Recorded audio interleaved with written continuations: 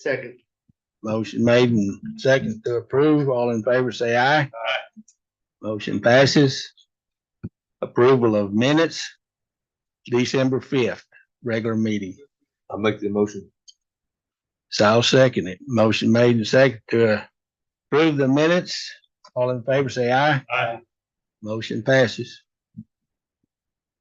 Approval of accounts payable and payroll from November 1 through November 30th. I move to approve the council payroll. I'll second. Motion made and seconded to approve accounts payable and payroll. All in favor, say aye. Motion passes. Informational items. Annual update, Mr. Kircher. Good morning, commissioners. Got to thank Ms. Hamilton. I got sidetracked and she asked if I was going to do one.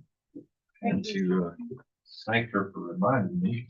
Thank you. I'm sure I'll flip it. Okay.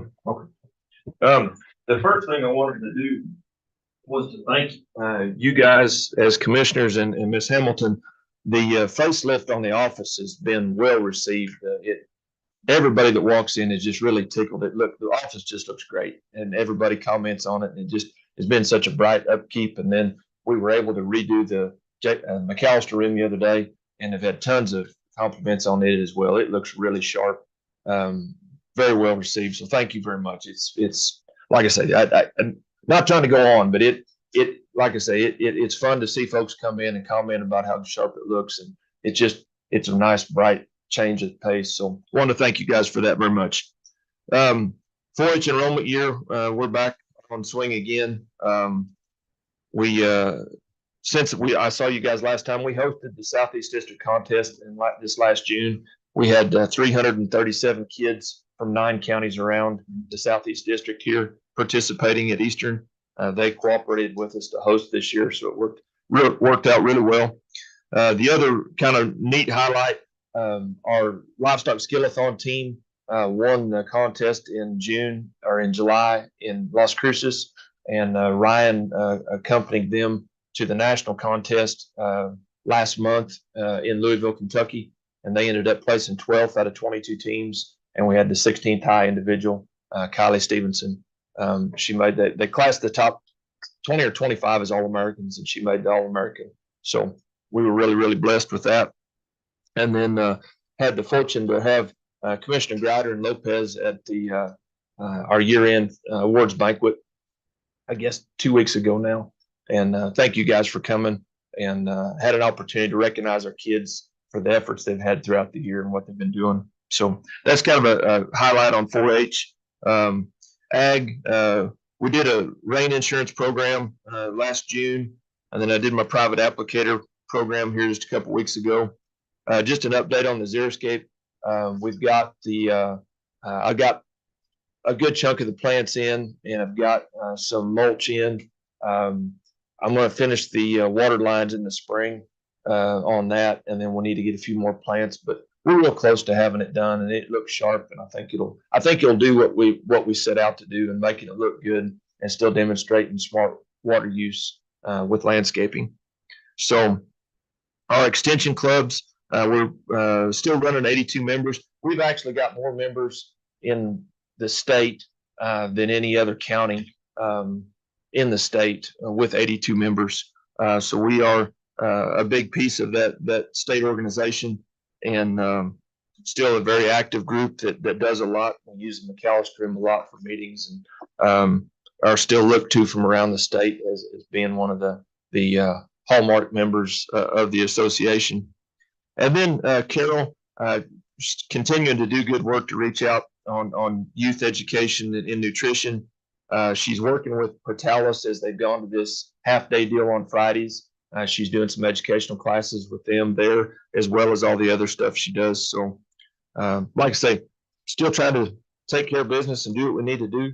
And I'd sure stand for any questions. Can you elaborate on the groundwater monitoring deal? Yeah, I was contacted, this thing's been going for maybe a year now. There are some researchers at New Mexico Tech that are curious as to how groundwater moves and does it actually move enough to re-infiltrate into the Ogallala. And so they had reached out, and there's some guys at New Mexico State looking at the economics of it.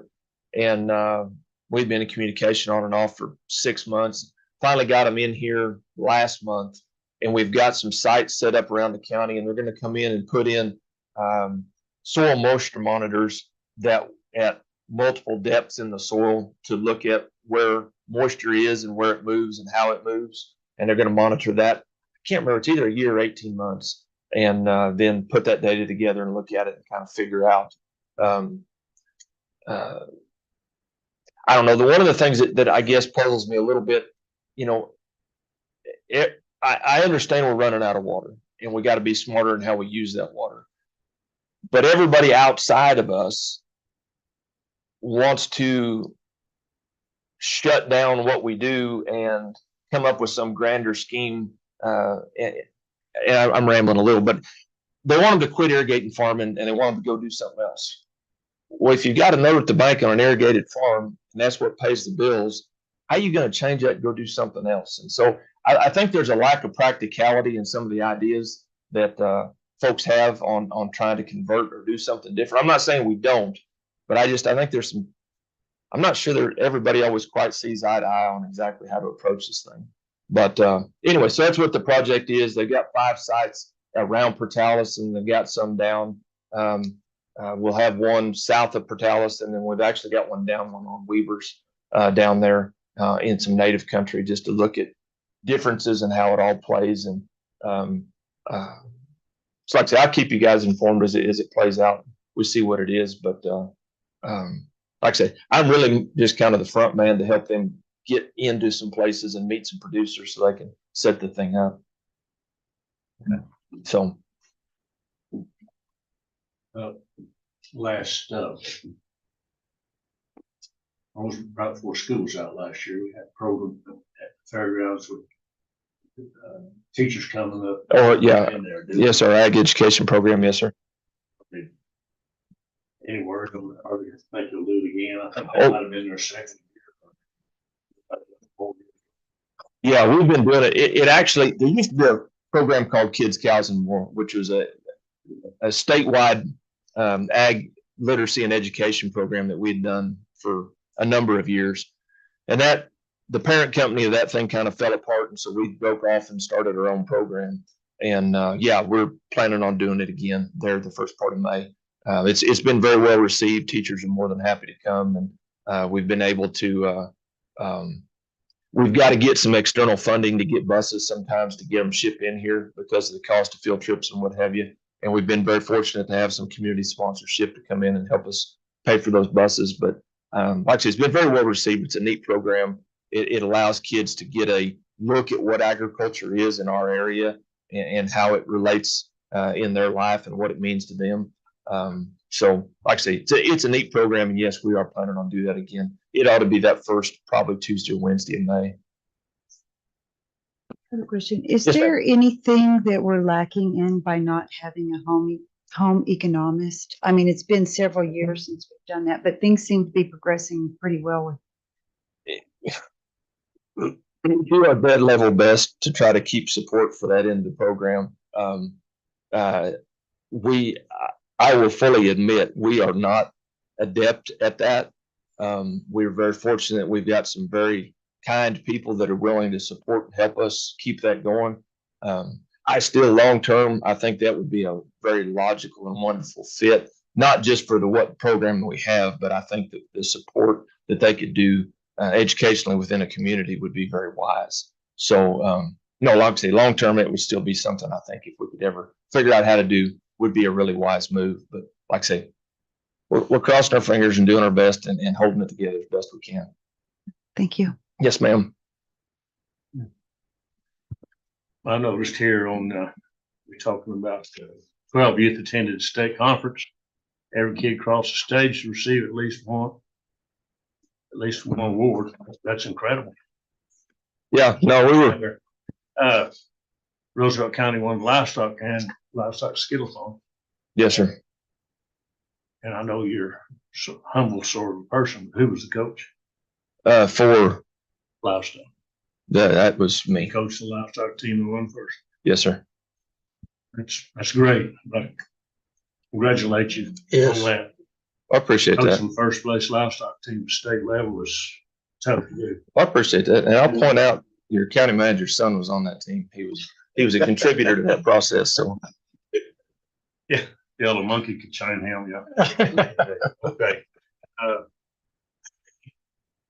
But we went to Louisville in Skillathon yes, sir.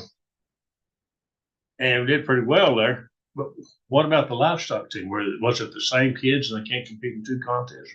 Well, part of that, my son was on that livestock team, and because he'd been in the national contest a year ago, he can't go back to a national contest.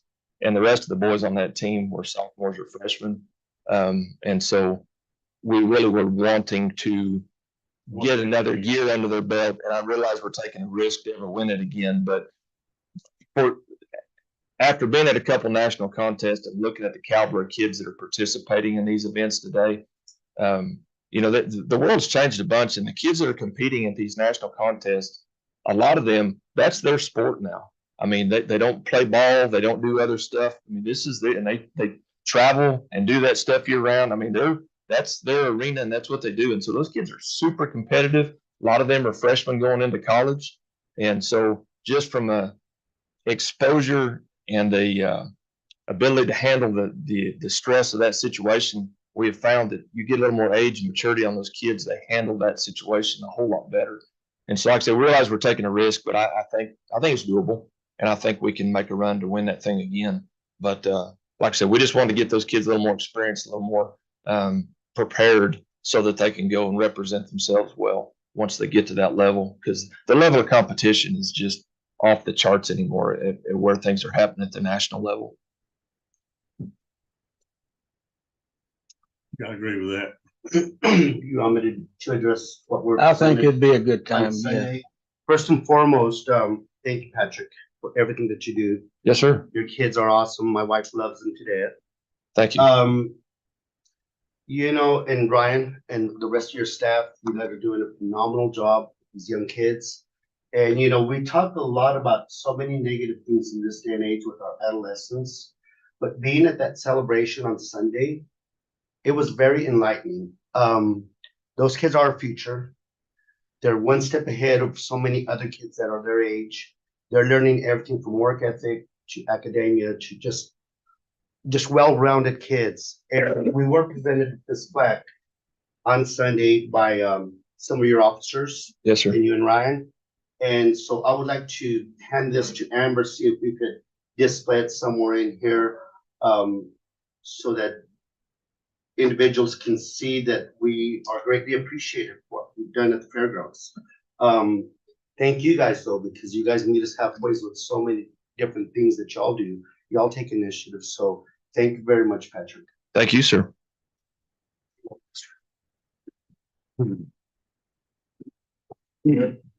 Here, I have one more.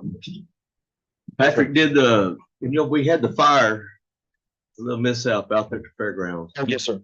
Did the county make everything right with the trailer and Yeah. everything? No. Everything come out good? Yeah, no, Amber sent that stuff through and insurance paid back. And so, Good. yeah, everything's square. Everything's great. I hadn't heard anything, so. Yeah, no, everything's wonderful. And I do have to say too, I greatly appreciate the new fence and the sidewalks. Like I said, the fence looks really sharp. I mean, it's get a lot of positive comments. And so like I said, the grounds look really, really sharp right now, guys. So thank you very much. Thank you. Any other questions? There's one Putin's coming over there. That's right. I just want to get done before I leave office next year. All right. Well, thank you guys very much for your time. Patrick.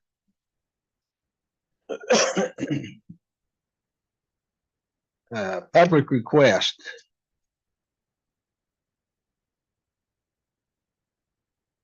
Anybody have anything Well, I received a letter this morning, or I found it this morning. It was mailed last night and wanted me to read it during the meeting. I've never done this before. So is it something I need to do? You're the chairman, and I think it's under your discretion, because if it's public request and they seem to a person letter, I wouldn't be opposed to it, but there might be a legal counsel section as well. Mr. Chair, I think it's your discretion. Again, I don't know of any legal reason you can't. I'm not sure what the contents are, but I think is it something that would otherwise be public comment? What did he say? Is it something that would otherwise be public comment? And I know what it is, and I know it pertains to me. And to me, in my personal opinion, it's fine if you want to read it. I know. Okay, I'm going to read this. It says, "Good morning, Chairman. As much as I wanted to be here in person to speak to you all, I have other obligations. I would like to address the fact that Roy Lee and Tina mentioned my name in a blatant lie at the commissioner meeting December 5th to push their agenda to completely remove the ethic ordinance.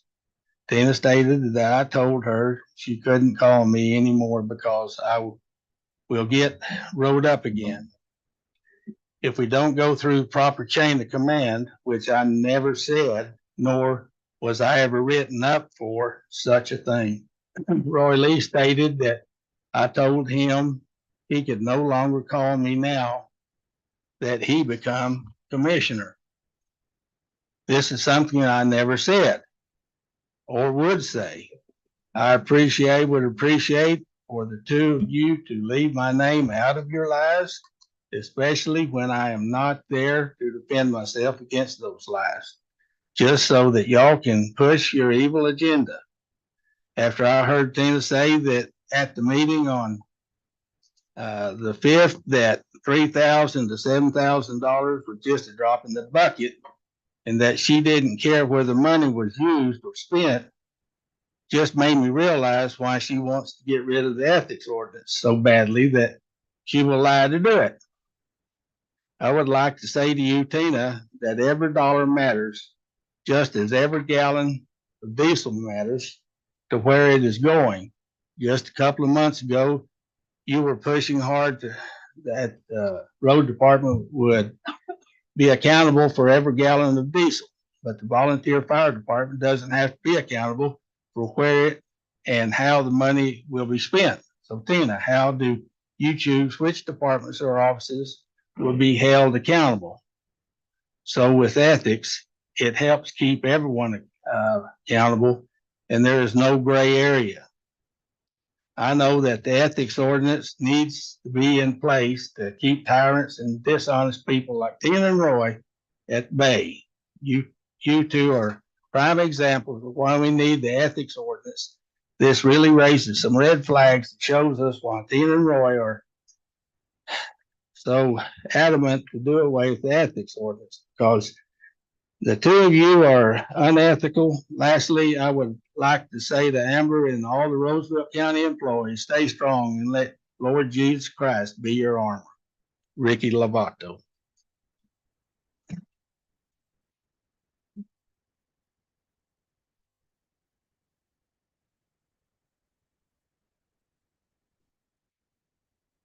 Thank you. I called the order. You call what, Rod?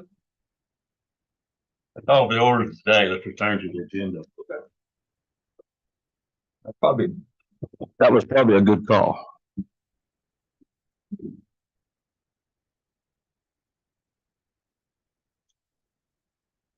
Okay. Elected officials, Mrs. Hamilton. Okay. Mr. Chair, Commission, so just a few things to touch on. So aging and long-term services, we did reach out to them regarding the request that we received from La Casa. They have a small pot of money. They came back with some scopes and what they would like to see. Carol and Carla are working on that. The initial limits that they set were right at 100,000, and Carla and Carol have contacted just shy of about 10 vendors that have advised that there's just simply no way to come in with a metal building the size that La Casa is needing for under that, even with dirt floors, no concrete, those kind of work. So they're going back to Aging and Long-Term Services, sharing that information from the contractors with them so that we can see if they have an additional plot or new specifications, something like that we can work on. So we're continuing to explore all funding options there. We did, both myself and Gary met with the architects last week on several projects to get started with procurement that Ms. Weems is going to be helping us on as well. We started here at the courthouse. They're working on the door replacement and getting those specifications written out so that we can get ready to release the RFP for services that y'all have funded. And then we also looked at the second floor, which I know Judge Maurer and Kevin are here to present later on about, so we'll touch on that later. And then we went to the fairgrounds and looked at all of the projects that come with that next round of recreational funding in terms of the scope of services for the horse stalls and the ADA restrooms in the pavilion, for stalls, ADA in the pavilion, and then the front ADA covered picnic area for ADA accessibility, those are the three things that were included in that grant scope. I did send out the agreement to all the rural fire departments following the 12-5 meeting, as Mr. Garcia requested. We have yet, to my knowledge, to receive any responses, but that was circulated, so we're waiting to see what the feedback is on those. And other than that, I would stand for any questions. Chairman, members of the board, I've got a quick question. We touched base on this at our last meeting, if I'm not mistaken. Are we looking into the ADA accessible for the senior center at La Casa? Because that's like a huge issue. So many are on wheelchairs or walkers, so forth. So I don't know. I mean, obviously, sometimes I don't remember what happened yesterday. So I don't know what transpired when we built that building. I don't even know if I was a commissioner at that time, but I think that needs to be addressed. It's unheard of to have a senior center without ADA accessibility. So I would like to put that priority if possible. That is something that's on the list, and they're talking to Aging and Long-Term Services about it. So the building is accessible, but it doesn't have the automatic doors, and that was my understanding of what we needed to add to that. So that is an ongoing conversation for funding, just looking at that. And we're trying to work with them. In years past, La Casa has been able to draft and have their own infrastructure capital improvement plan, the ICIP, and they don't have it at this point. So we're trying to help them look at how they prioritize and get those reinstated so that we can make sure our priorities for Aging and Long-Term Services funding are out there. But yes, sir, that is in the pipeline. Thank you. So my next request would be just updated. Certainly. on that.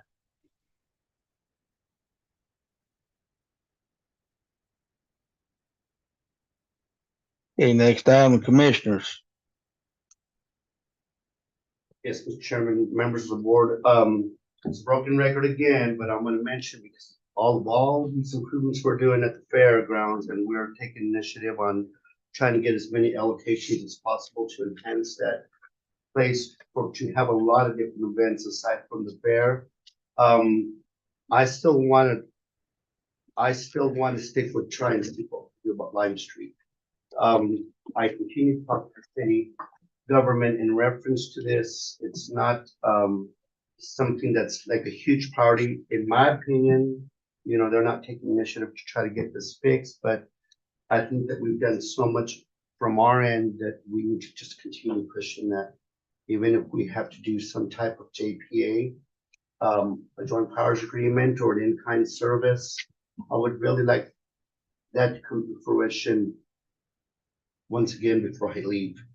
I've been on this topic for 16 years that I've been a commissioner, on and off in 2000. So it's just an eyesore, and we're just trying to promote our community, our county, which inclusive of the city, Portales, and when people come in and, you know, we get not even maybe an eighth of an inch of rain and it's flooded and depleted and it's just ugly. So I would like to stick with that and see if we can just continue to push. You know, we are gonna have 3 new city council persons. I think they get sworn in January, Judge? January Or- 2nd. Okay. So yeah, I'm gonna stay on that. It's an eyesore. A lot of streets are eyesores, but when there's enhancement, you know. That's all I have, Mr. Chairman, members of the board. First of all, Mrs. Hamilton, about 8 off of the third curve, have you had any potholes filled or you know anything about that? I haven't had a check it. Yeah, we have that on the list for the road workshop too, because you had talked about the speed limit. And so the conversation is ongoing with Department of Transportation, and Mr. Dominguez has all the requirements that we'll need to do on that one. So we do have that prepared for your road workshop that's after this meeting. Yes, sir. I don't know, maybe I'll yield to the chairman or maybe Mr. Garcia about going to, about our travel to Santa Fe to sit in on the Supreme Court hearing on the abortion ordinance. And I'm sure that Mr. Garcia would probably be more qualified to speak on that. I could tell you my report on that would be very brief.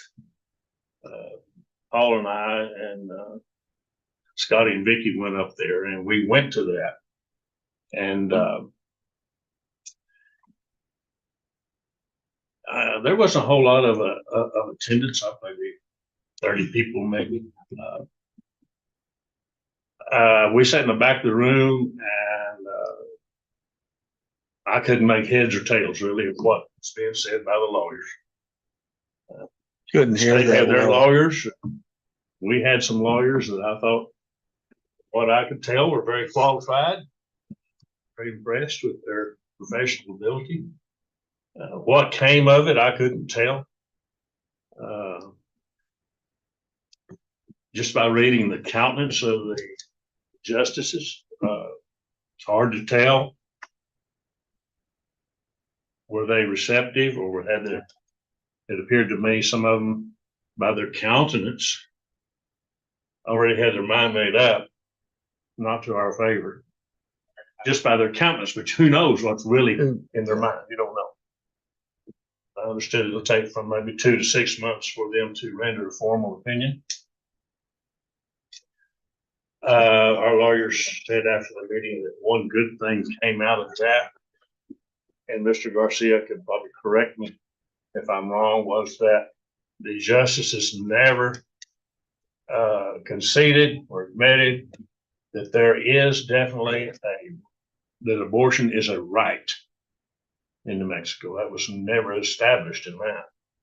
So still, a lot of people want to assert that abortion is the right.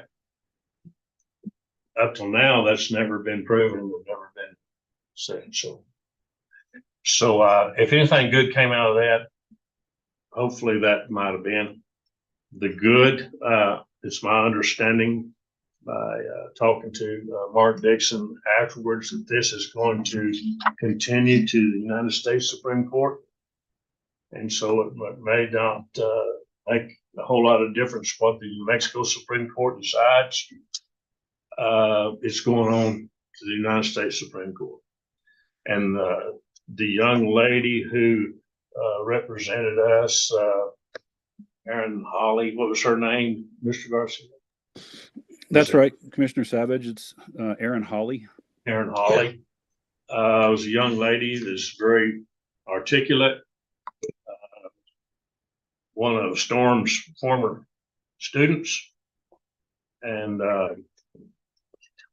she did a good job. There were several, the lawyer from the city of Hobbs was there, from the lawyer for the Lee County lawyer was there, and I guess a lot of Levington city's lawyer was there. But several lawyers were at the table, but I thought that they all did well. This is a very difficult job to stand before the Supreme Court. You begin your presentation and you may be a minute into your presentation, they'll stop you and ask you a question and correct you.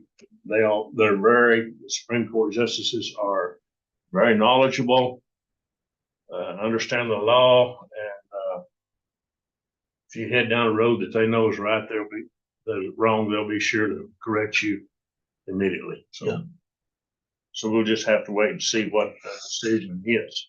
So I thought we were well represented, and we will continue. I don't know if Mr. Garcia or have anything to add. Mr. Chair, if I may.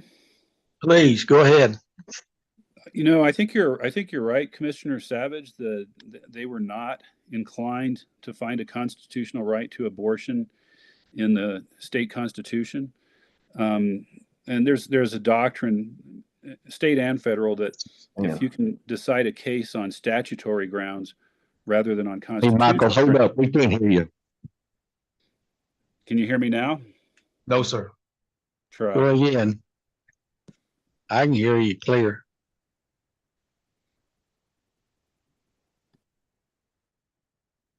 Hey, Michael, keep talking. Did that help?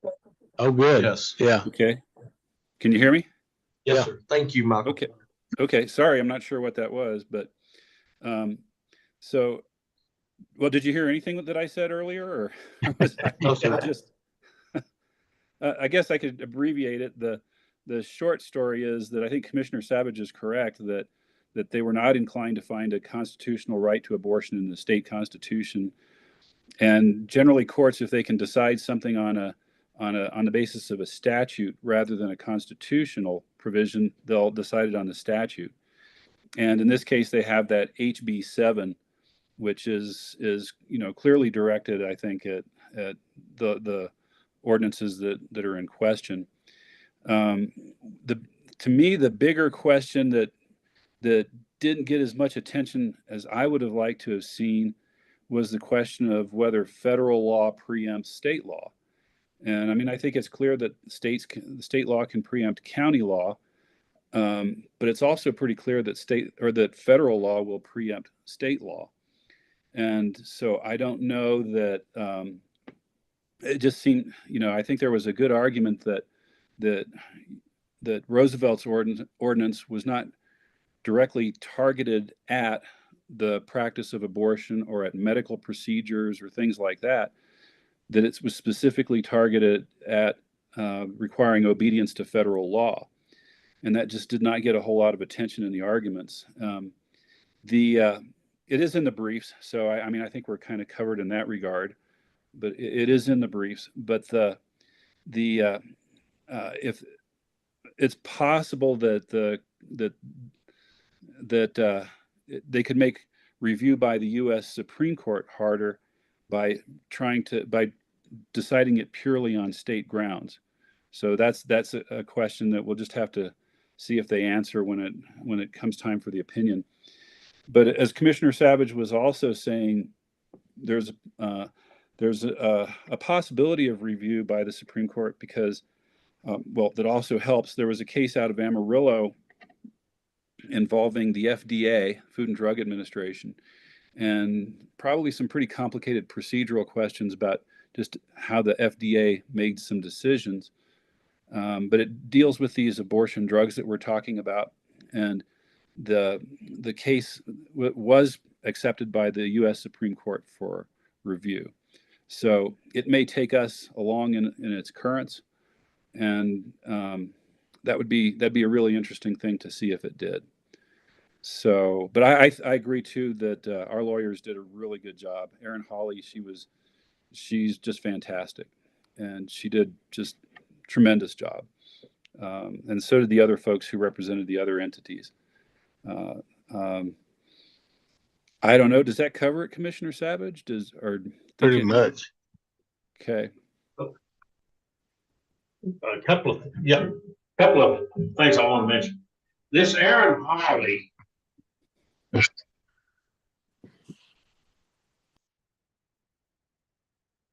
This Erin Holly is the young lady who represented us and did a great job.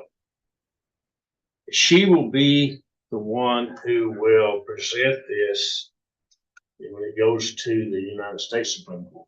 So she's well practiced. Yeah. She's well practiced, and she's working with Jonathan Mitchell. And I think that's a positive sign. And it was just a feeling. This is completely different track. It's just a feeling that I got from listening to the opposition and their presentation was that the state more or less considers county commissions to be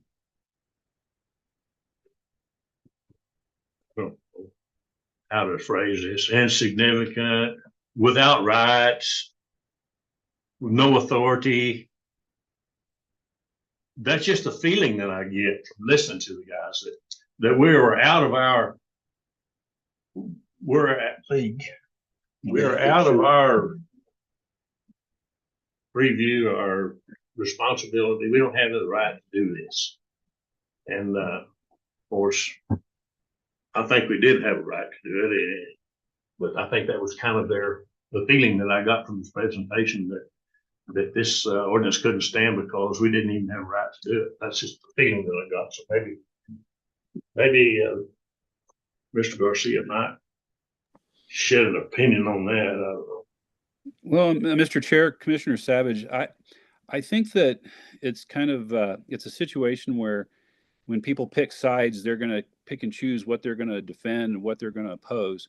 And it's just like with the minimum wage and overtime ordinances that are in counties and cities around the state. You know, I think the AG is pretty much supportive of that. And I don't see a principled distinction in why cities and counties can enact overtime and minimum wage and pay time off ordinances.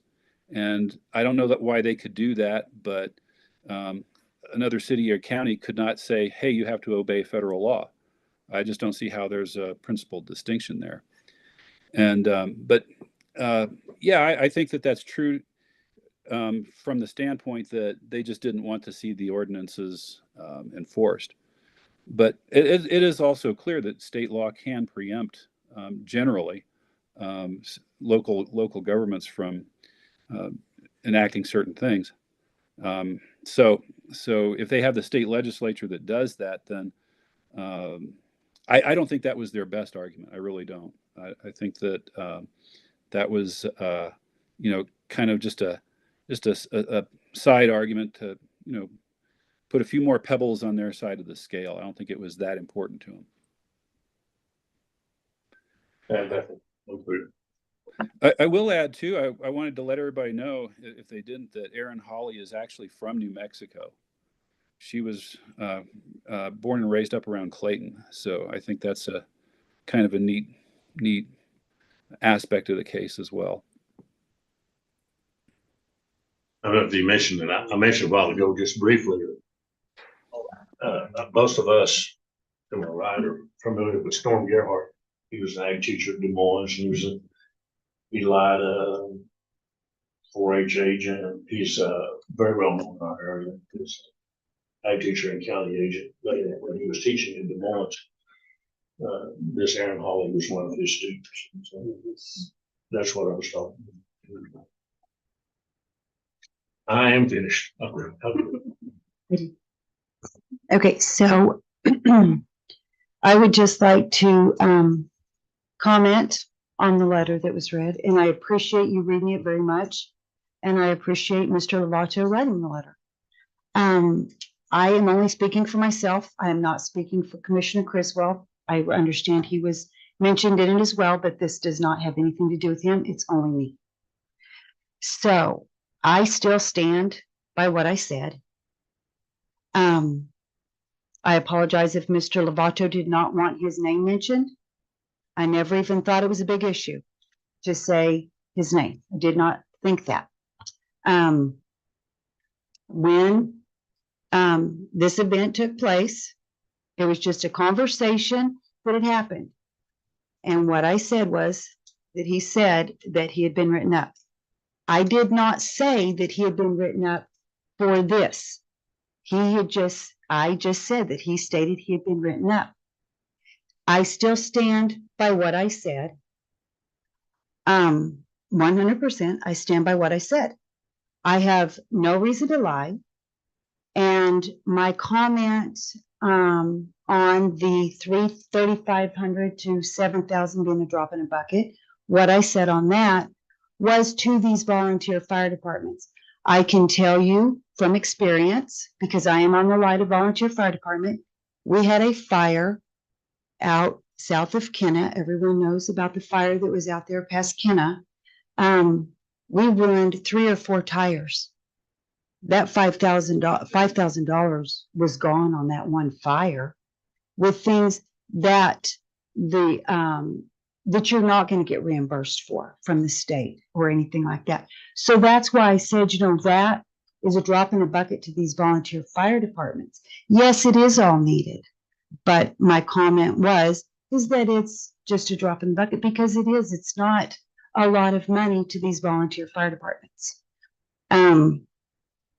I don't remember what all he wrote in there, and if that's his thoughts, I'm glad that he voiced them, if that's the way he feels. And I am a public servant. I appreciate that being read out loud. If anyone has a problem with me, good, bad, or indifferent, voice it to me. My phone number is on Google. You can Google me. You can get my phone number. You can get my address. You can come to my house and tell me. I don't have a problem with that. I said what I said. I stand by what I said. And as far as the ethics ordinance goes, I have not signed the ethics ordinance once. I haven't agreed to the ethics ordinance once. Let me rephrase that. Also received an email on the whole thing. What I will state, and I'll make it a point not to say anyone's name again, I don't appreciate being called a liar, or saying that when you receive something and you find out that that I was not telling the truth. Okay, there was 2 people in that conversation, me and Mr. Lovato. I said what I said, he said what he said. Does it matter? No, it doesn't, because there is no possible way, no matter what we do, we can't go back and pull that conversation back so everyone can hear it and see who was right and who was wrong, who's telling the truth and who's not. But I can tell you, unless you know for a fact, I don't appreciate being called a liar. I don't want it to happen again. Because if Mr. Lovato wants to call me that and that's the way he feels, call me that. If that's the way he feels about that conversation, that's his prerogative. He was in the conversation. But I am telling you, I still stand by what I said. He can stand by what he says, and I have all the respect in the world for him for standing by what he says, what he wants to say. And that's fine with me. I still know I can look at myself in the mirror and I can go to sleep at night. As far as the ethics ordinance goes, I think that there are some things in there that get misconstrued. One of them being whether or not employees can talk to their elected officials, county manager, or the county commission, or myself. It's been brought up more than once that by different employees that no, I can't speak to you. That's all I was putting this on. He has not been the only one that's mentioned that before. I would like for these other elected officials to put their 2 cents in on this whole thing. That's all that there was to it. And like I said, Paul, I appreciate you reading that. I know that you were kind of uncomfortable, but I appreciate you reading it out. And if anybody has any questions for me, please feel free to ask me. But I have no reason to lie. I have no reason to do anything but put the county's interests first. And that's what I do. So with that, I'm going to rest this. And if anybody wants to bring it back up, stir the pot some more, whatever you want to do, that's fine. But I'm still going to stand by what I said. Thank you.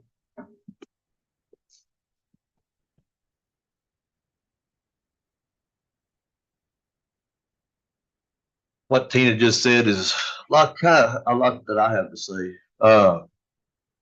Biggest deal is if he can go to sleep at night, I know I can.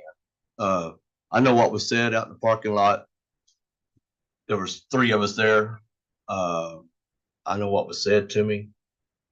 Like I said, I can go to bed at night, and I'm sure they have been going to bed at night, so whatever. And far as being called unethical and everything, he has that right to say whatever he wants to. That is his God-given right, and our right as a free nation. And that's fine. If he thinks I'm unethical, I guess I am in his eyes. I don't think I am. I do know what's unethical is, and this is regarding that email that was sent out to us. I do know what is unethical. And I know what was said at that meeting before that email, before all this took place back in October. And I'll let y'all know, well, Rod and Paul, everybody knows about it. And it's been said in the past years, and it's always said during a drought. What's unethical is to talk about the farming practices of our constituents out in the county that pay these property taxes for each one of these employees up here. If you keep this courthouse doors open, that's what's unethical. The good Lord, if he wants the dirt and sand to blow, not bring any rain on this country, that's what will happen. It'll fill every road up and fill every house up. And it has happened. It filled the roads up, filled the bar ditches up. A lot of places, some things, yes, there are some things they can do about it. But when during these droughts, there's hardly anything to do about it. I can show you lots of pictures of bar ditches where there is no bar ditches, and sand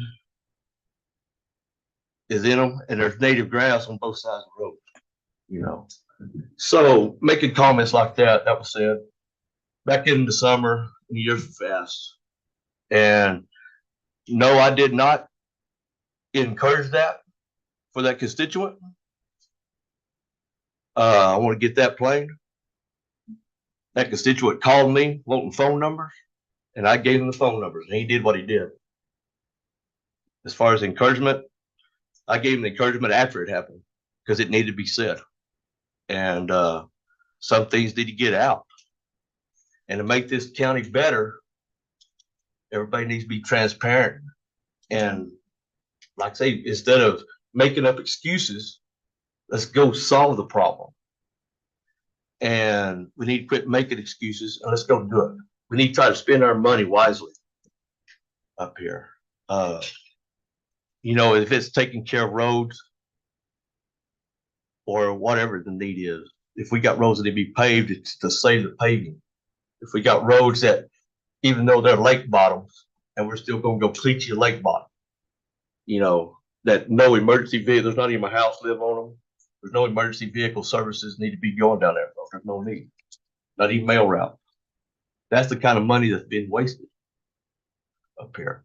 And I think we need to do a better job of spending our constituent money because they're the ones that keeps the doors open up here. And like I said, that's it. But the unethical, if we want to talk about being ethical,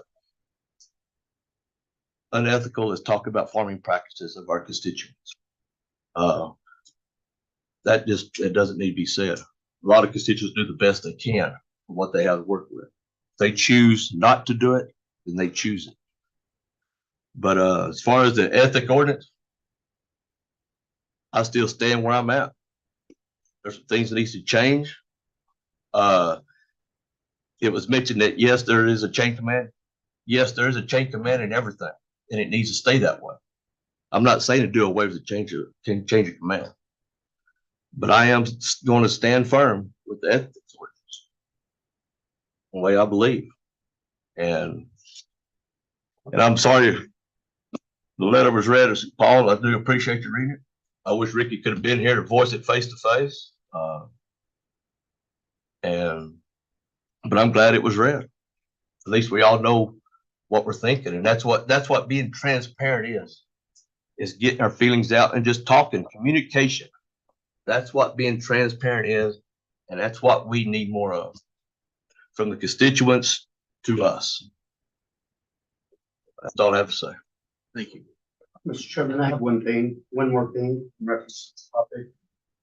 Number one, all jokes aside, I thank God I don't have any county roads. Anyway, I got a text from, I won't mention the name, from a at-large elected county official that they would like for us to consider in the future, near future, a workshop on the ethics ordinance. I would like to get other employees and at-large elected officials on editing it, seeing how it's gonna affect all of us. So just FYI, you receive that. Okay. Okay. We're gonna move on to item 7, resolution ordinances, proclamation. Consider resolution 2023-45. Quarterly financial budget adjustments. Ms. Lily. Good morning, Commissioners, Chairman. In your agenda, you will find the second quarter budget adjustments, part 2. There are a few adjustments I will summarize on. This packet includes adjustments to establish funds for the recreational grant as approved at the last meeting. We also have an adjustment for the law enforcement recruitment fund. As per DFA, we are required to record and report the $75,000 we received in its own fund.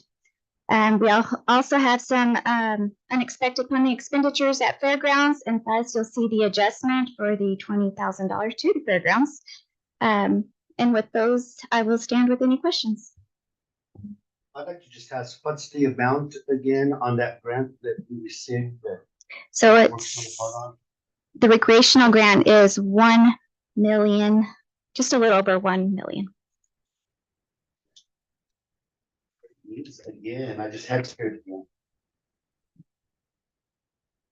again. Anybody else? I move approval 7A. Second, Motion been made to approve 7A. Dennis? yes. Yes. Yes. Yes. Yes. 5 yes votes. Moving on 7B. Consideration resolution 2023-46 authorizing payment of full Roosevelt County's outstanding gross receipts tax improvement revenue loan agreement with New Mexico Finance Authority dated March 18, 2011. And authorizing the taking of other necessary action. Catherine McKinley, Kenny, Commissioner Lopez, Amber. I can start, but I'm gonna defer to both of y'all here in a minute, but this was addressed and presented to us, what was it, 2 meetings ago, Amber?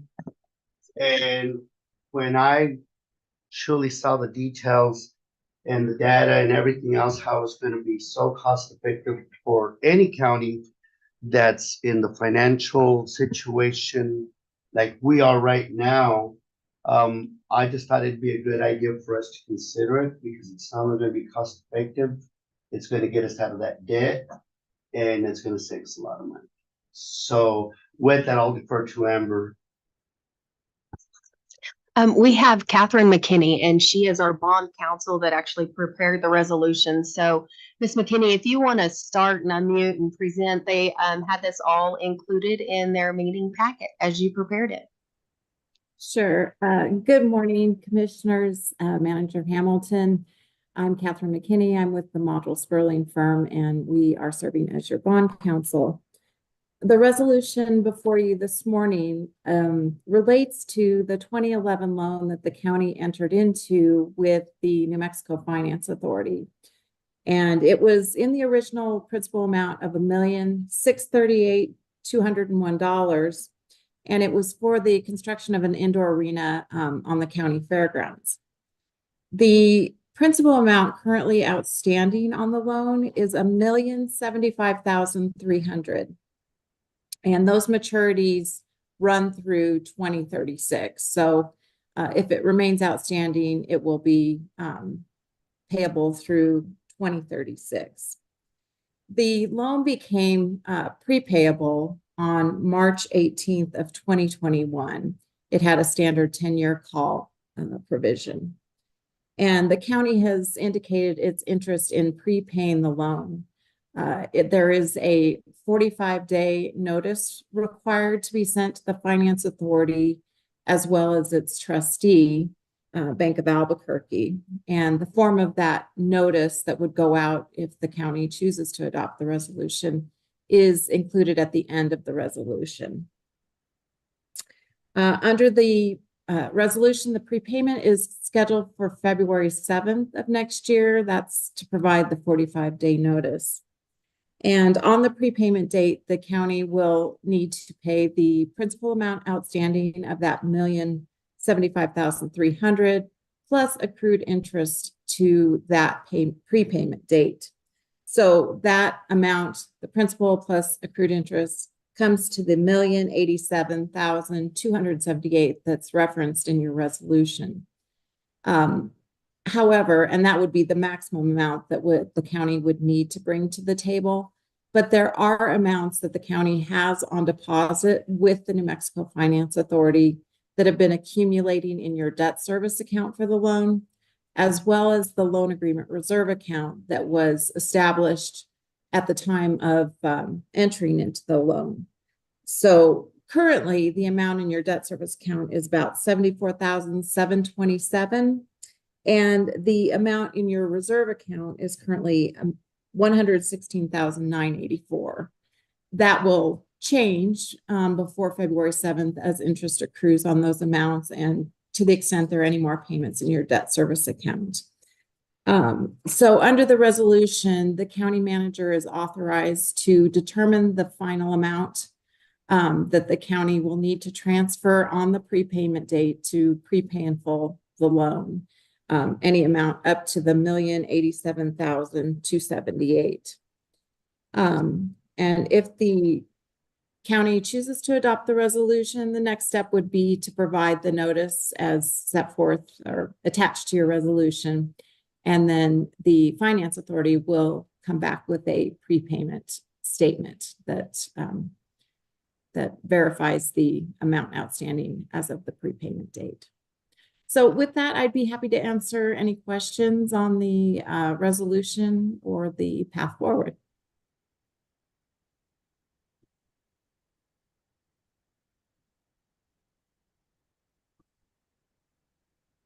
So you have a motion? I will make that motion, Mr. Chairman, members of the board, to approve 7B as presented by Ms. McKinney for the consideration resolution 2023-46 authorized prepayment of both Roswell County's outstanding DRT improvement revenue loan agreement with the New Mexico Finance Authority dated March 18, 2011, and authorizing the taking of other necessary action. I'll second. Motion made and second to approve 7B. Roy Lee? Yes. Yes. Yes. Yes. Yes. 5 yes votes, motion passes. 7C, discussion. Go ahead. I just thank you. Yes, ma'am. Thank you. 7C, discussion and proposed modifications of the Roswell County Ethics Ordinance to draft it up for publication commission.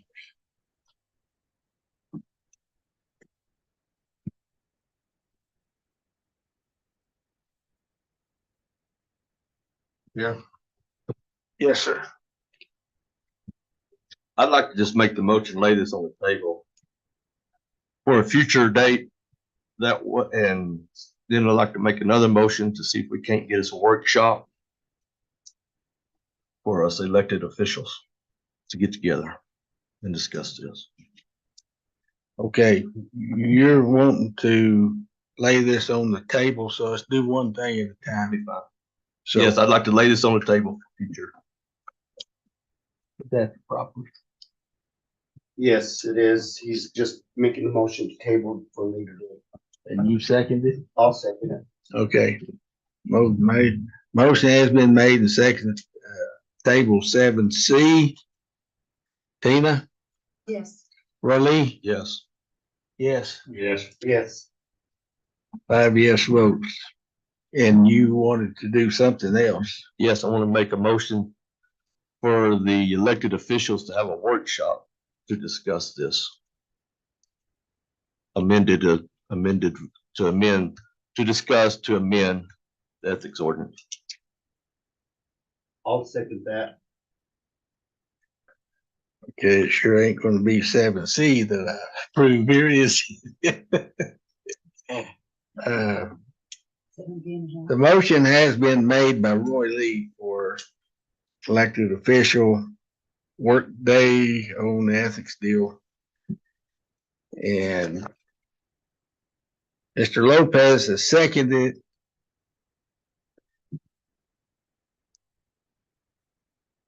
Mr. Lopez. Yes, but for point of clarification, I want to make sure that at-large elected officials will be given the opportunity to partake. And the text did read maybe employees. I don't know if that's permissible at this point. But for sure, an invite to the at-large elected officials.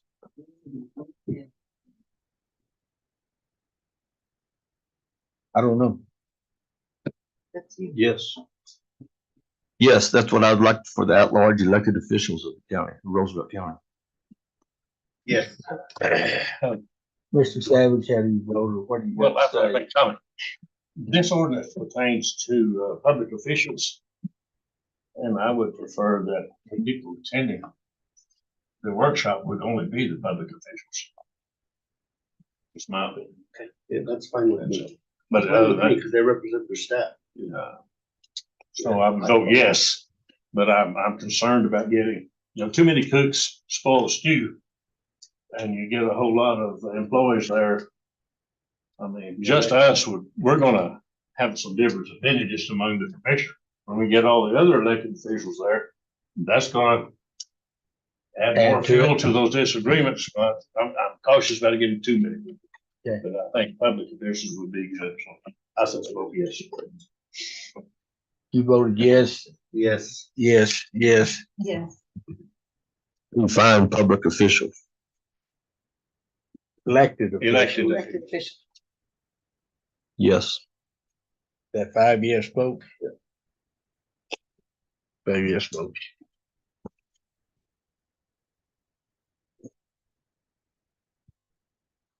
Item 8, procurements, contracts, and agreements, request for approval of agreement for detainee confinement between Roosevelt County and Tobacco.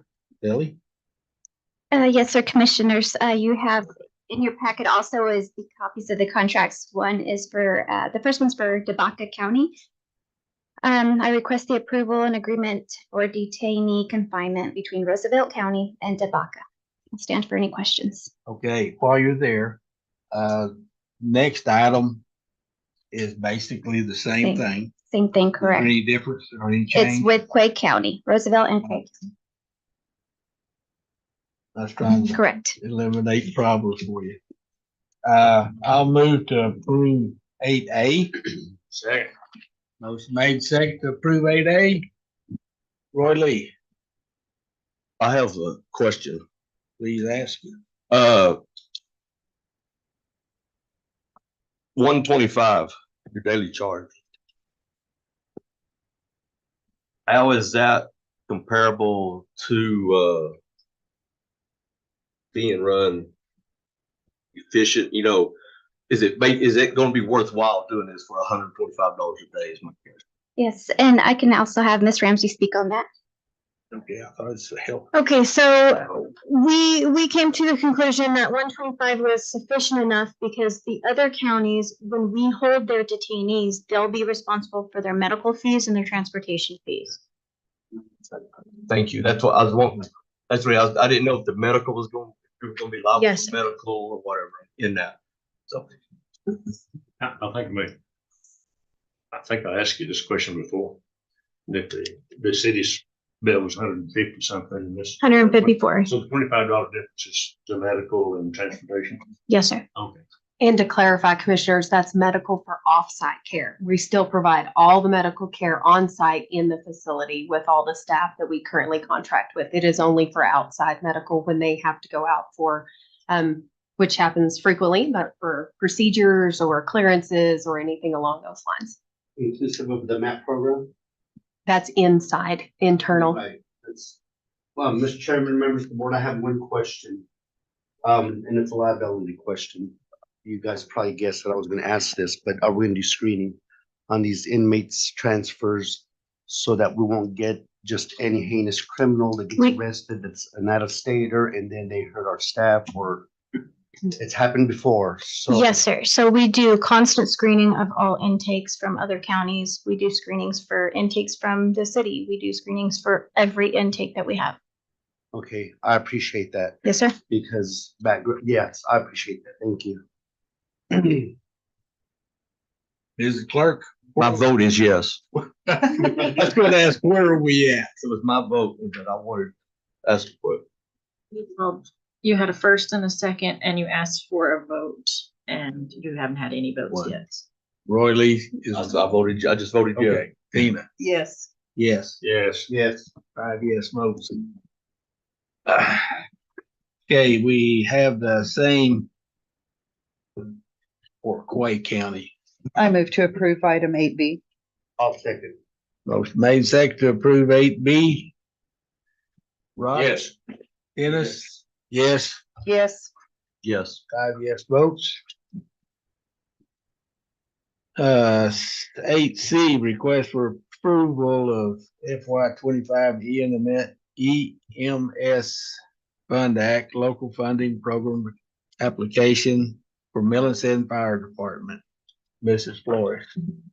Yes, good morning, commissioners.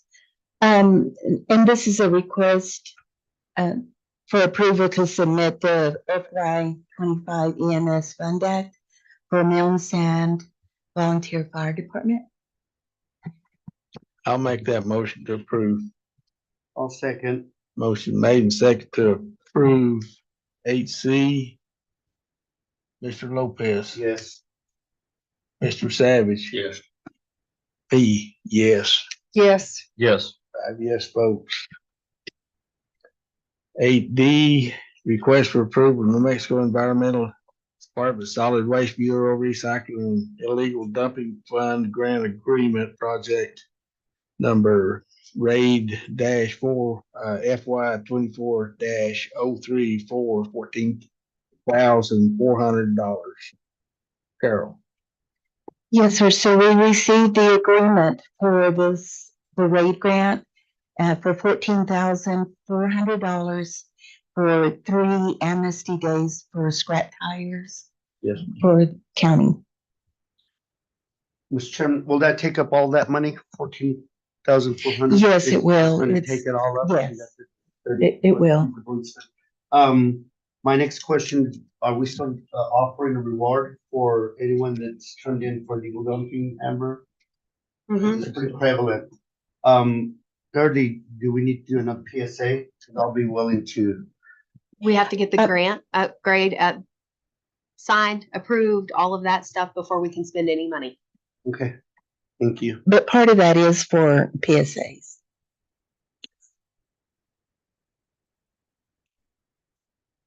I'll make a motion to approve 8D. Second. Motion made and second to approve 8D. Dina? Yes. Or Lee? Yes. Yes. Yes. 5 yes votes. 9, Thank you. item 9A, annual report of detention inspection on December the 5th, 2023. Commissioners, while I was on that inspection, I found everything as usual, neat as a pin. I mean, it was shining from one end to the other, looked in shape. I didn't see anything wrong and I was impressed. I want to say thank you. I concur. I was there also. Appreciate how the cleanliness, the orderliness, behavior of the detainees. Everybody. Everything was good. The people on doing the monitoring were attentive and alert to what's going on. I was impressed with your sergeant. She's pretty mean to me. You know, been on top. If the people doing the walkthroughs didn't correct the small things they were doing wrong, she was very rapid to get on the phone and say, "Hey, tell that guy to get his feet off the desk," or whatever. You know, she's on top of stuff. That's good. I did notice that first office that we went into that had the monitors in it, the steps there. I'm sure you've seen those steps. Might need some maintenance on those steps. Little small nitpicky thing. The artistry displayed. Unbelievable. That was impressive. And the attitude of the gentleman who was doing a lot of that had a good attitude. I think it's good to give people something that they can do in there, that they can take pride in, give them a sense of accomplishment, keep them busy on all the programs they have. I thought it looked very well run and very clean, and I think you should be commended on a job well done. I apologize for not being there. I had prior commitment. I had to partake in the meeting by phone. But I truly believe that everything they've said, I would have echoed it for sure. It looked good, Shayla. Okay, moving on. And I bet Donna's gonna be real glad to get to this. NA, presentation, district court renovation project proposal and tour of space. I guess we wanna hear a little bit, then if there's, that's it, we'll go see what we gotta do. Okay, Thank you, Mr. Commissioner. yes, sir. Commissioners, my name is Kevin Spears. I'm the Court Executive Officer for the courts in Curry and Roosevelt County. Before we go straight into our request today and certainly asking for your support of it, I wanted just to tell you a little bit about what we're doing to invest in some of the things that we have control of in this facility. Working with your county manager, who's been great to work with in this commission, which has supported us numerous times in the past. We are moving our treatment court down into the basement, which the treatment court in Roosevelt County is known statewide as one of the better treatment courts throughout the state. You guys have supported us in the past on it. That's going to be a lot easier for the participants in that program to access, and will allow us much more space for our staff, and we'll free up space upstairs for a conference room, meeting room for attorneys to meet with their clients, witnesses, defendants, and so forth. Investing in our courtroom. We have replaced the jury box in the courtroom. If you've been in there, we have a brand new jury box in there, and we are working on adding technology in that courtroom to make it a very high-tech, remote-ready courtroom, adding about $200,000 worth of equipment into that courtroom over the next couple of months. We're replacing the chairs in the courtroom as well. We have the old benches in there, and we're going to upgrade those chairs also for the luxury and comfort of the people that are attending court. But what we're here for today is to ask for support of a project that we really don't have the ability to do on our own. We need the county support. Some funding has become available through the Administrative Office of the Courts. It's match funding. We've discussed this with your county manager. And it's for a renovation of the restrooms and jury room in the judicial chambers area. There's two non-ADA compliant bathrooms in there. Very small bathrooms. There's a small jury room, and there's really some space that doesn't have a very sufficient use right now. We do our best to use it. With the support of this project by the county, we would be able to have two ADA compliant restrooms, one for use by jurors, one for use by not only our judge, but our staff, a larger jury room to use during trials, and then somewhat of a small kitchenette area for, right now, there's no sink, there's really no area for that on that side.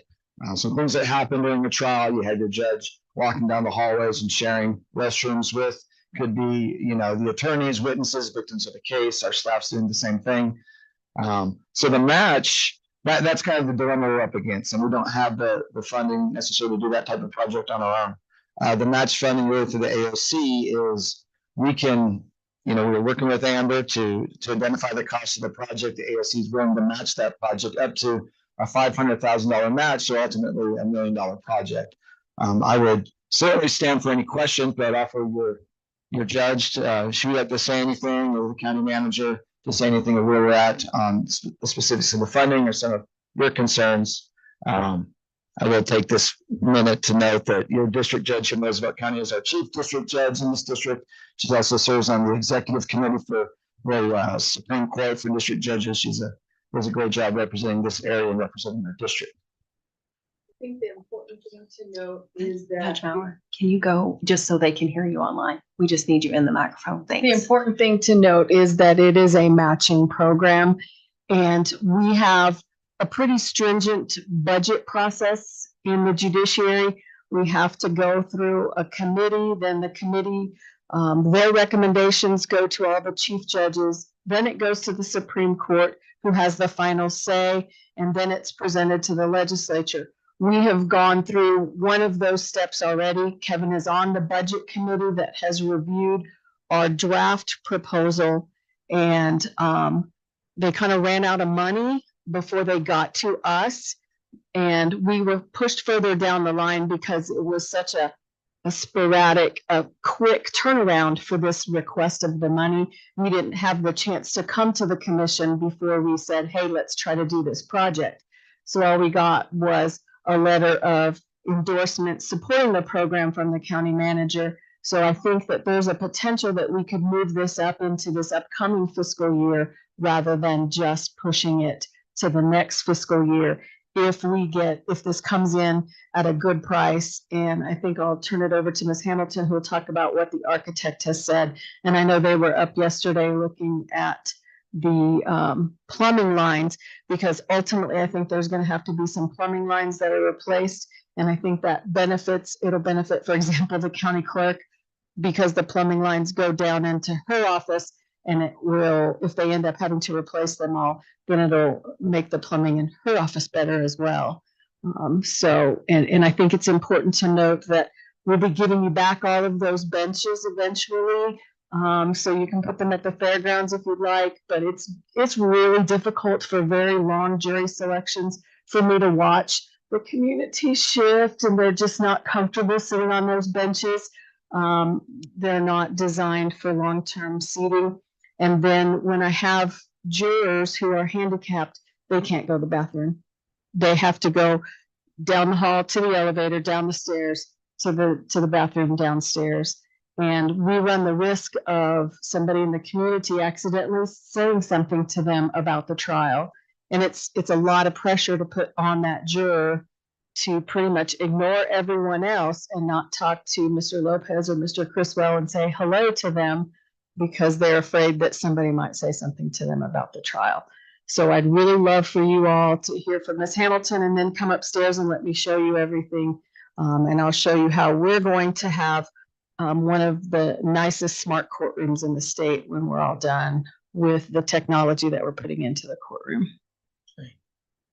Thank you both very much. I've had the pleasure of meeting with them a couple times now. We did have our architect in last week. So we had a very short turnaround upon the original application, and y'all will recall I presented to y'all and just let you know I submitted a letter of support, but not obligation for the county, because that would have to come from the commission.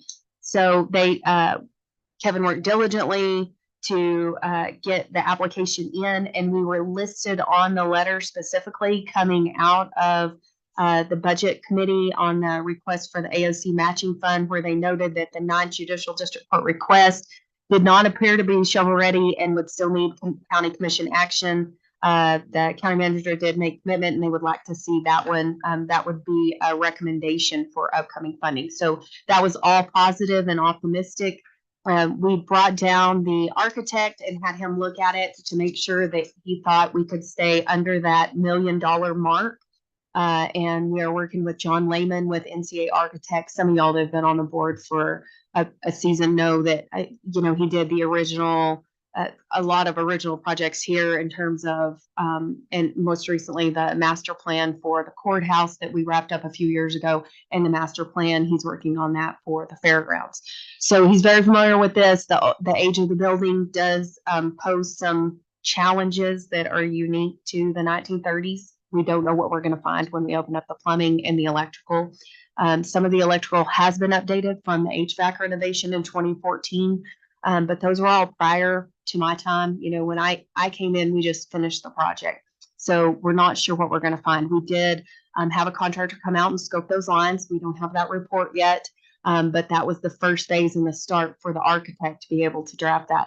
He said at this point, even with a very healthy contingency budget for the myriad of unknowns, he feels comfortable that we should be able to do this scope of project for under the $1 million, which is that first magic level of funding, as I understand it from the AOC. There is an ability to go for a larger project if it came over that, but then it becomes a more cumbersome project, if I'm saying that correctly, Kevin. So with all that being said, I felt like it was imperative for y'all to be able to see it, because when they invited me down the first time, it's like, oh, it needs to be done, until you walk the space, and then you have such a better understanding and a breadth of knowledge of understanding exactly the issues that their staff and the judge are facing in terms of that interaction and potential exposure with the jury, and just keeping everyone safe and confined in the appropriate spaces, and trying to create the best environment for all of our residents for the judicial process. So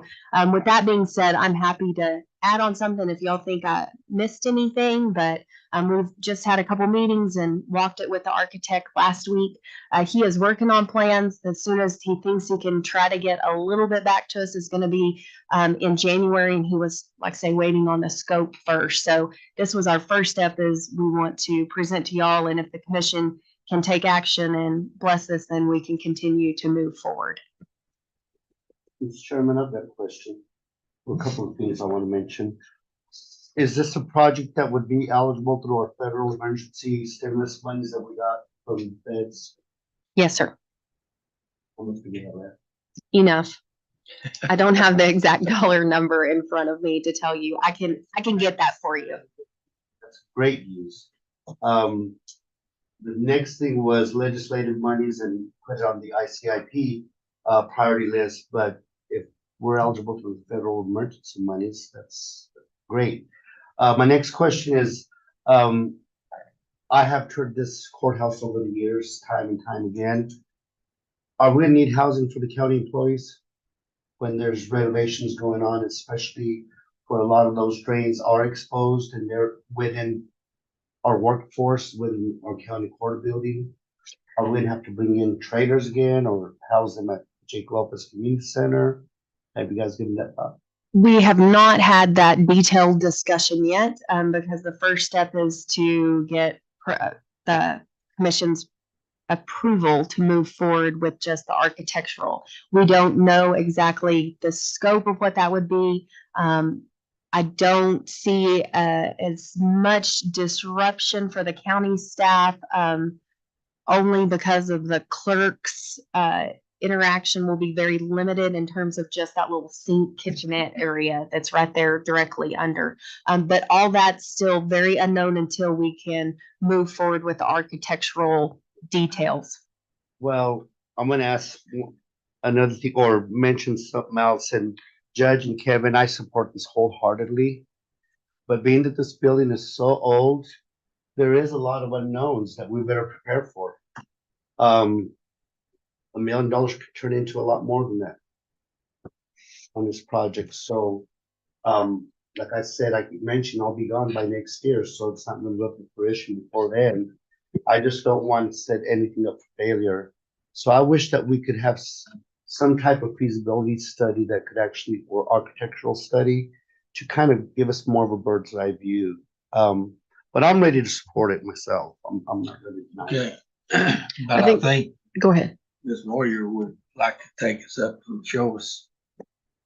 And I think my conversations with the architect and what Ms. Hamilton has reported to you is that's a healthy contingency budget that we can do this with $1 million.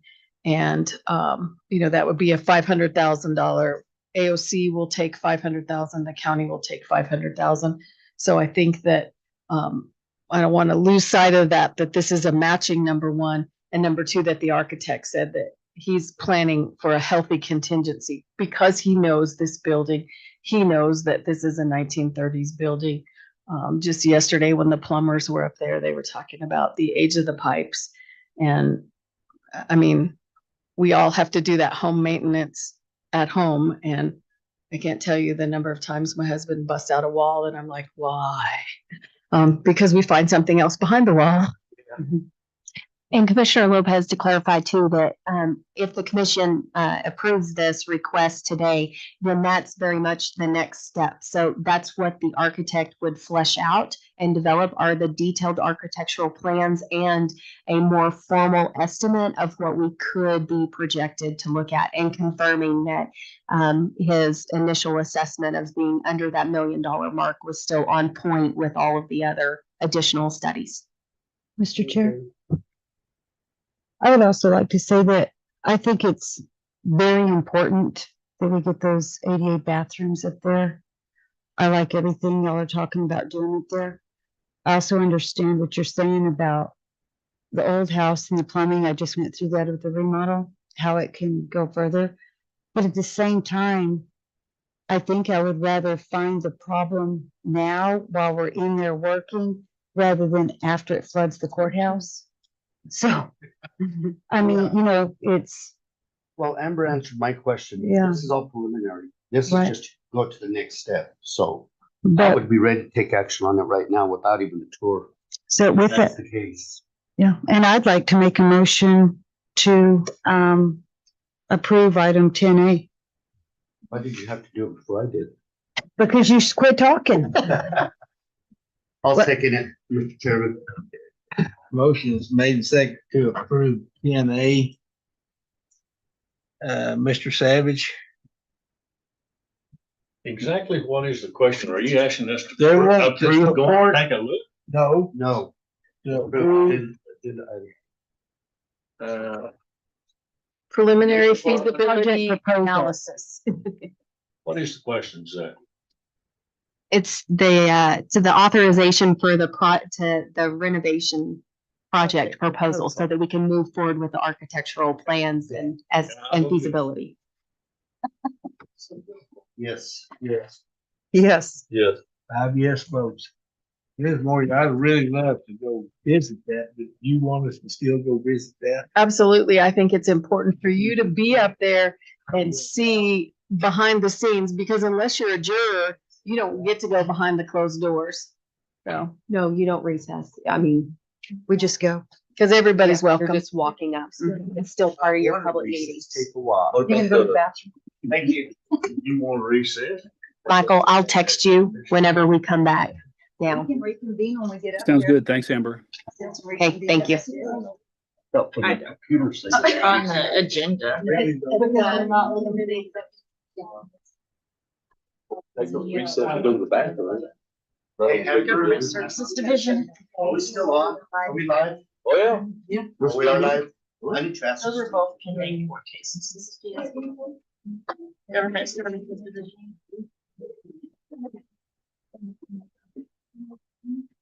I don't know, I don't think this way, I'm not worried about it. Unless they make a motion when they come out. That's good. I didn't realize it was that close.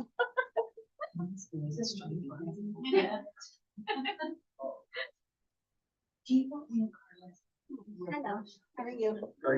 If y'all wanna go. Professional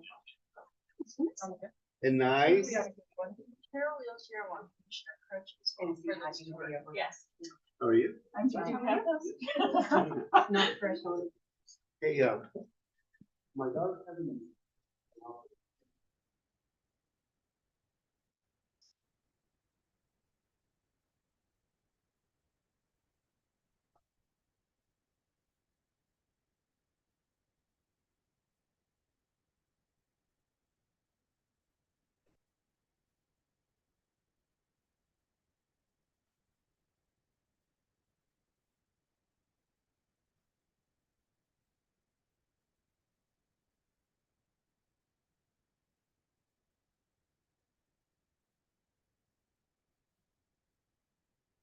Yeah.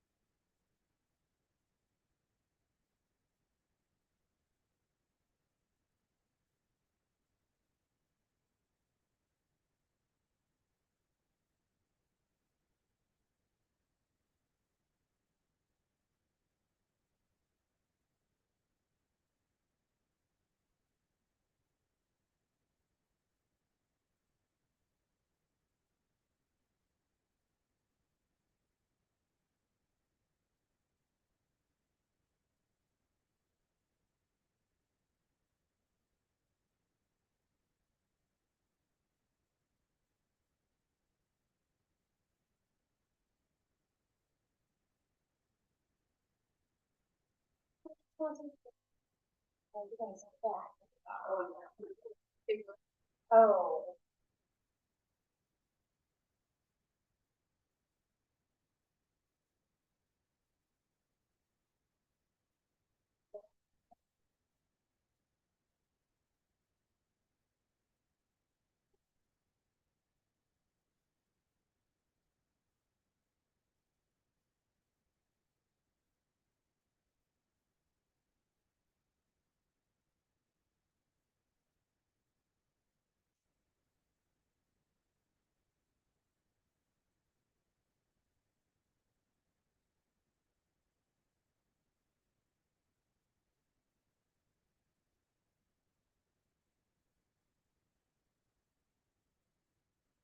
Yeah.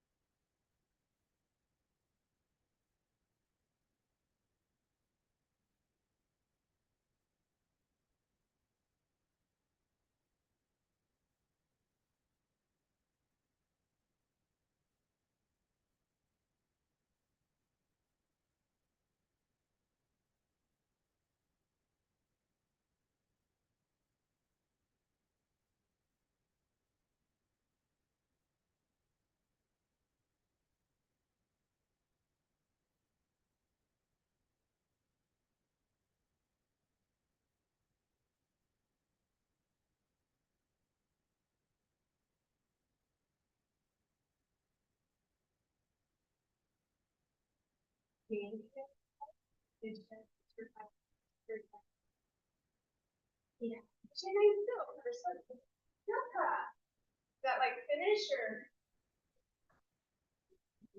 Germany, nice.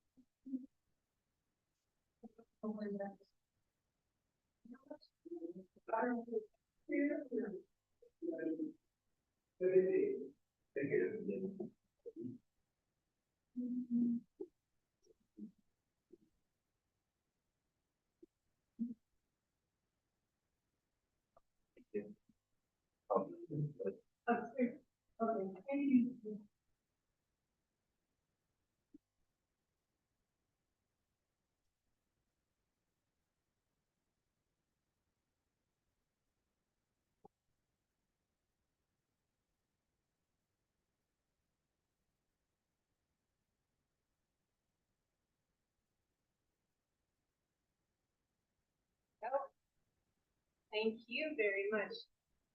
Yes, that would be great. You ready for this one? Yeah. Yeah, pretty much. Trying to get in touch with one person to see if she has a gift shop in Amarillo. Yeah. And I'm like, bro, I need to know if you have this. If you don't have it, I need to go find it. She won't call me back. Oh, so now you might as well. I don't know. And then I was. Oh, maybe get it together there. Wow, where is it?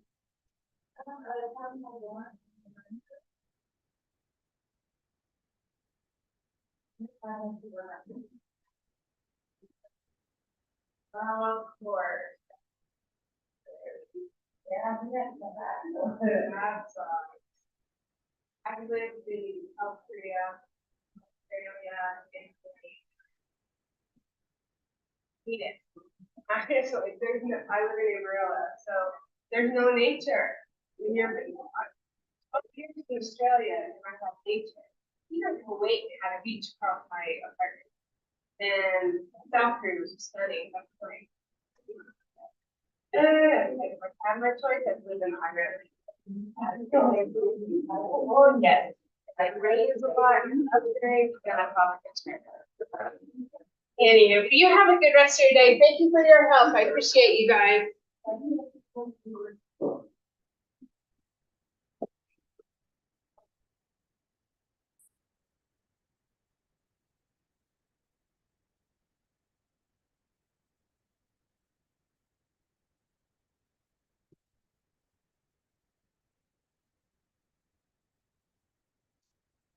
Well, sir, Mr. Chris Wood.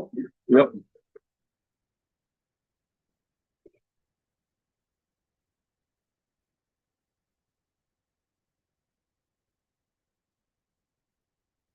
Fleet Roads Committee assignments.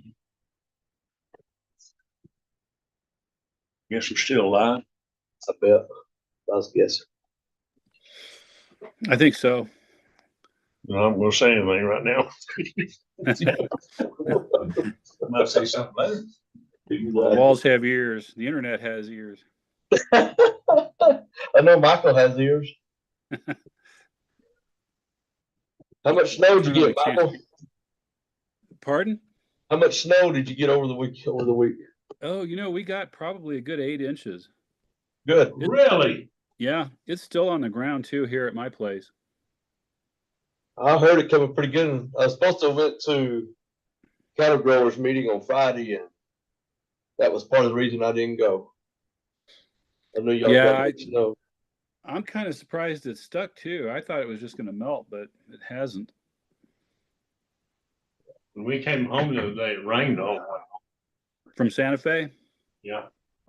Yeah. And Lubbock, it's rained a bunch of rain. Good rain. No. Long But on Friday, Thursday, it came through the snow. And it come through here Thursday night. I hit it at the county line on my way home from Clovis. So, it's snowing and raining. Putting it out. Good. There for about 10 minutes. I think there's some hint that there might be some snow on Christmas Eve out here too, although who knows how much. Yeah, I think Thursday we have a good chance here for rain. And Saturday and Sunday. Well, this past Thursday, I-40 was shut down around Moriarty somewhere because of 8 or 10 inches. And then up at Raton, 25 they said it was bad. There were some guys trying to get home from Albuquerque on Thursday. They set 5-6 hours. I heard trying to get, for the interstate to open. Yeah. I was supposed to went to a cattle growers meeting about the wildlife deal, and I sat on that interstate 4 to 6 hours. and anyway, I didn't. Maybe. That's the reason why I didn't go Friday morning. Okay, we still need to take care of, we already done the motion on, But wait, Mandy went downstairs too.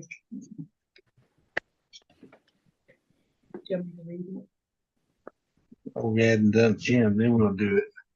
We did do 10. Already done 10. We already made it. We already voted on it. Already voted.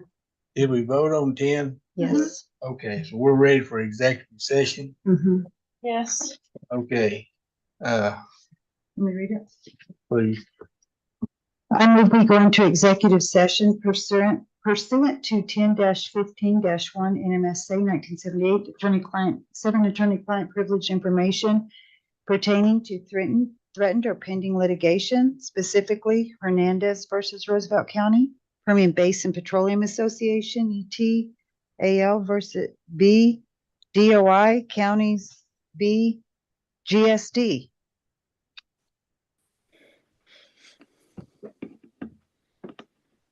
I'll make that motion. We go into executive session, or did you make it? I made the motion. Okay, I'll second that. Motion made, second, to go into executive session. All in favor, say aye. Motion passes.